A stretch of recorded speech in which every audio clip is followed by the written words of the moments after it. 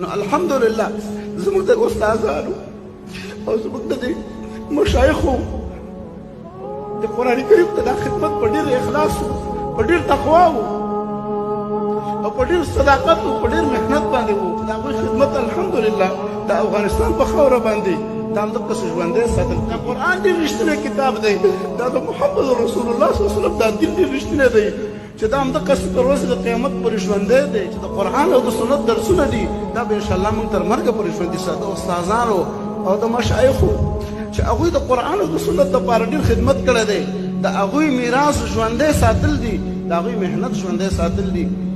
د افغانستان په سرزمین کې الحمدلله د نارنجباغ دارالعلوم کې د مشکلات القرآن دغه دوره کېږي د طالب العلمانو او د علما ورونو دپاره او ډېره مهمه ده، ډېرې فایدې پکې دي او دا زموږ د علماو د استادانو او د مشایخو د قرآن د خدمت یو تاریخ ژوندی ساتل دي.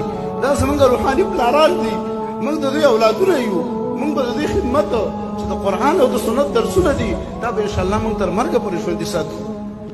دوی موږ ته ایمان او قرآن او توحید راښودلی دی، دا به موږ او تاسو عزتمندو په مال او جان سره ژوندي ساتو.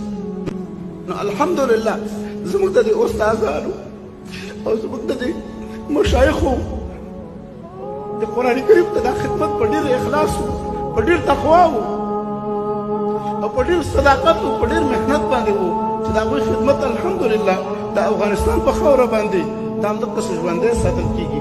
دا قرآن ډېر رښتینی کتاب دی، دا د محمد رسول الله صلی الله علیه وسلم دا دین ډېر رښتینی دی چې دا همدغسې تر ورځې د قیامت پورې ژوندی دی او دا کتاب ډېر رښتینی دی. تاسو وګورئ زما عزتمندو چې په دې رمضان مبارک کې دا کتاب څومره ځایه د شپې او د ورځې ولوستل شو. یقینا چې دا رښتینی کتاب دی، د الله کلام دی. په دنیا کې یو کتاب هغه دومره نه لوستل کېږي او نه د هغې دومره خدمت او عزت کېږي. لا یأتیه الباطل من بین یدیه ولا من خلفه.